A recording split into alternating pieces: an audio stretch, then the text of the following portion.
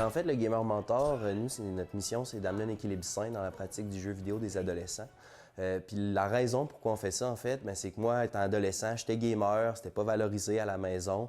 Puis j'aurais aimé ça vivre une expérience valorisante, comme on le fait avec le sport. T'sais, on le voit les jeunes qui réussissent à terminer leur secondaire, qui vont à l'université, mais pourquoi est-ce qu'on pourrait pas faire la même chose avec le jeu vidéo?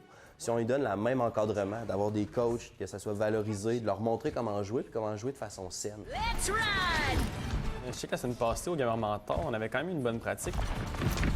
On s'est dit, si on encadre le jeu vidéo de la même façon qu'un sport, bien, on peut aller chercher les mêmes bienfaits, les mêmes bénéfices, même si le parent ne va pas nécessairement jouer avec son jeune, bien, au moins il va savoir qu'il est avec une gang qui joue que des modèles positifs pour l'aider à progresser là-dedans. Généralement, ce que les parents vont apprendre, en fait, c'est justement quand ils font un pas dans la direction de leurs enfants, bien, la relation peut se trouver améliorée parce que là, on n'est plus vu comme l'ennemi, en fait, qui retire la manette et qui coupe le temps d'écran. On est plus vu comme un allié qui permet de pratiquer cette passion-là, ce passe-temps-là avec d'autres gens. Ça t'arrive de discuter avec les parents. Quelles sont leurs principales préoccupations? Leurs préoccupations sont souvent en lien avec leur temps d'écran. C'est souvent aussi leur anxiété de s'éloigner de leur enfant sans le vouloir nécessairement. Mais il y a un moyen, en fait, de bien communiquer ensemble.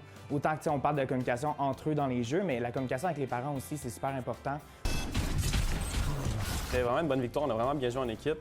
Ça va être l'heure de la pause, par exemple. Souvent, je les encourage à prendre des pauses. Puis quand on prend des pauses dans les pratiques, c'est pas prends une pause, va regarder des vidéos TikTok. C'est prends une pause, va te faire un verre d'eau, monte en haut, va parler à tes parents, dis-leur comment ça s'est passé. 5 semaines de camp cet été pour accueillir des jeunes puis les guider dans leur passion. Qu'est-ce que vous allez leur offrir? Nous, généralement, on a un programme qui est vraiment offert à distance pour les 12-17 ans. Puis la demande est vraiment grandissante pour les plus jeunes. Puis en fait, ce qu'on va faire avec eux, c'est qu'on va faire une introduction sur 5 jeux différents. Donc les jeunes vont être ensemble. On va avoir des mentors intervenants avec les jeunes pour leur apprendre le jeu, apprendre les mécaniques, mais surtout apprendre aussi toutes les compétences de travail d'équipe. Donc la communication, le leadership, l'esprit d'équipe. Puis on va avoir tout un horaire de la journée, donc ça va commencer souvent par 2 heures de gaming. Donc on va leur apprendre des choses. C'est pas vraiment on les laisse gamer par eux-mêmes, c'est vraiment qu'on va leur montrer des stratégies, des techniques pour s'améliorer, pour jouer ensemble. Les périodes non gaming vont se dérouler à l'extérieur. Donc, soit qu'on va jouer à des jeux de société en groupe, ou sinon, on va aussi faire des activités sportives après l'heure du dîner. Toi, tu es un gamer. Est-ce que tu aurais aimé ça, avoir accès à un camp d'été comme celui-ci? Oui, bien c'est justement d'apprendre la balance entre les deux.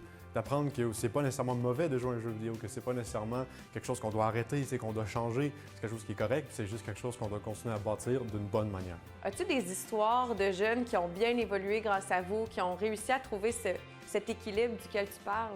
Bien, il y a des jeunes, on veut pas faire de fausses attentes pour les parents, mais il y a quand même des jeunes qui nous ont dit que le programme et l'encadrement qu'on fait, ça leur a donné le goût de vivre.